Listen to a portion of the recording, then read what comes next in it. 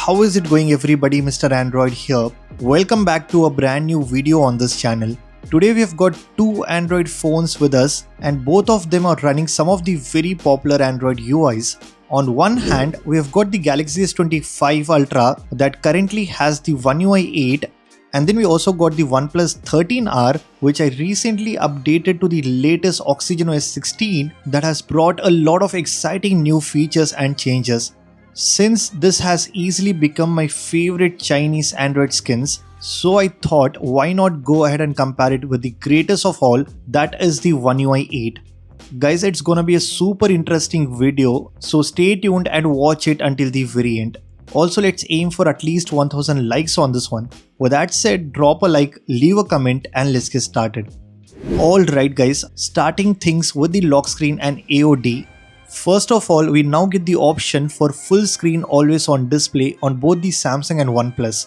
Well, OxygenOS 16 finally brings the full screen always on display feature where you can see the wallpaper along with the notifications too. While this was already present on Samsung's One UI, but what's more exciting here is the lock screen customizations. We have the all new dynamic style clock on One UI 8 that basically adapts to the shape, size and even the orientation of the subject that appears in your lock screen wallpaper. I really liked what Samsung did with the dynamic clock, as every other Chinese UIs are trying to copy iOS, especially in terms of lock screen customization features. Here we have got the similar depth effect just like iOS, combined with a new transparent kind of a frosted glass design that again looks like an inspiration from Apple's liquid glass. So we can clearly see why Samsung looks a bit different if we compare it with the other Chinese phones. We do not have any liquid glass inspiration here, at least on the One UI 8, and this combined with the Now Bar feature that is implemented in a way that it doesn't look like a copy of iOS Dynamic Island.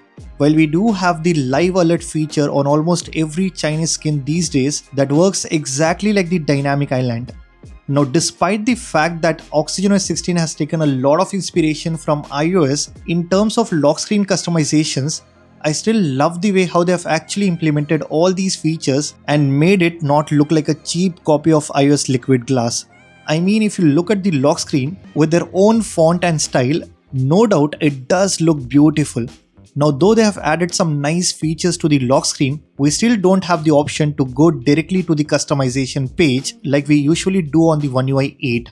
I think this is the much better way to access all the customization options for the lock screen. But in OxygenOS 16, you still need to unlock your phone, then go to settings. Finally, inside the home screen and lock screen, you get all the customization features. And guys, here again, I just love the way how they have beautifully organized all the features and options related to the customizations all in one place. We have got all the lock screen features at the top, followed by other home screen customizations too. And by the way, here you can see how smooth and fluid the OxygenOS 16 is. I mean, they are calling it as flow motion animations for a reason. And we will compare the animations later in this video. Now if I go inside the lock screen settings, here we get options to change the font color, apply different clock styles. You can even change the text on OxygenOS 16, and the best part is it finally lets you add widgets, which is again something that is already available on Samsung phones. But one thing that is surely missing on the One UI 8 is these gorgeous looking Flux themes. I mean, even if you download the GoodLock app, you're not gonna find such beautiful looking themes that are specially designed for your lock screen. All these themes are absolutely stunning to look at, and we have got different varieties to choose from. There are a bunch of animated themes, then we have live clock, which again looks really cool. Then there are themes with different quotes and beautiful pets and a lot more. I think OnePlus has nailed it here. This not only looks beautiful, but also you don't have to spend too much of your time for customizing your lock screen. You can browse through these different options and apply any theme that you like to completely change the look of your lock screen. Definitely, I think this makes the customization so much fun on OxygenOS 16 compared to One UI, at least in terms of the lock screen. Now let's compare the home screen side by side. Here OnePlus has taken inspiration from One UI, and with OxygenOS 16, users can now resize the widgets and change the size to perfectly match the home screen layout. Although it doesn't work on every single widget like the One UI 8. What they did different here is they even let you resize the icons too. All these icons are now scalable and you just need to long press on any icon, then simply resize it however you want to. The best part is you can also add shortcuts related to that specific app. I think this can be useful at times, and it even works for the third-party apps too. Another really good feature they have added is now we have support for the dark icons. So when you apply dark theme on your OnePlus phone, all your app icons will have a dark background, including the enlarge icons too. So the icons customization is definitely way better on OxygenOS 16 compared to One UI 8. Along with this, you get options to change the icon shape, adjust the size of the app icons, and you can also apply any third-party icon pack directly from the system settings, unlike the One UI 8, where you still need to download the GoodLock app to customize and change the app icons. Next, both OxygenOS and One UI has enlarge folder option, but on OnePlus you can choose from 3 different layouts for the folder, which is again something that is missing on One UI 8. Moving on to the app drawer, both have the search bar at the bottom for easier access, but one additional thing you get on OxygenOS 16 is this new category section where all your apps are beautifully sorted in different folders, and you can have access to both the standard and folder style app drawer, which is something you won't see on Samsung. But as I said before, Samsung is not trying to copy Apple, so we shouldn't be expecting any such feature on One UI, at least for now. Now let's talk about the quick settings. Here again you can see 2 completely different approaches, and I still prefer the One UI 8 control center in terms of the design and functionality. This is gonna get even better with One UI 8.5, where we get options to further customize, resize, and also change the position of every single tile. Coming to OxygenOS 16, finally we are able to reposition the sliders, and they've also gave us the option to add a couple of more big tiles in the upper portion. What I didn't like is that the quick settings are only partially customizable, where you can customize the upper part of the control center. Overall, it definitely got better compared to OxygenOS 15, but I think still One UI 8 does a better job, and with One UI 8.5 it's gonna get even better. Moving on to the animations, here is where I think OxygenOS 16 has further widened the gap between these two. I mean, don't get me wrong, One UI has definitely come a long way in terms of smoothness, but the thing is that the Chinese OEMs like the Oppo or OnePlus are working really hard on the animations part, and this time they are calling it flow motion animations, and the integration in the entire UI feels next level.